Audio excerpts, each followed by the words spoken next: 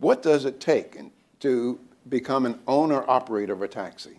Well, you have to go out and buy a car, a used car. You have to maybe get some kind of insurance and some knowledge of the city and a driver's license. Well, you need much more than that today. That is a poor, illiterate Italian in the 20s. In the 1920s, he just had to go out and buy a used car and write the word taxi on, and he was in business. Well, it turns out that in Philadelphia, in order to own and operate one taxi, you have to go out and buy a license. They call it a medallion. And the license costs $400,000. In New York, the license to own and operate one taxi is $700,000. And a corporate license is over $1 million. These are for one taxi.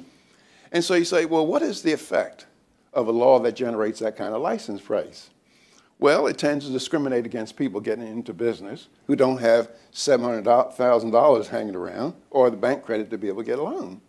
And so it discriminates against people at the bottom of the ladder. And the reason why you have these licensing laws is that insiders want to have a license law so they can keep outsiders out and charge higher prices. And if you look at cities like compare Washington, D.C. and New York, where the number of taxis in Washington, D.C. per 1,000 of population is much greater than New York. I think when I did the study, it's like 12 taxis per 1,000 population. New York is 2.4. The prices are cheaper. But however, there's a movement in Washington to get taxis licensed here, and particularly the big companies. People like a monopoly in what they sell and competition in what they buy.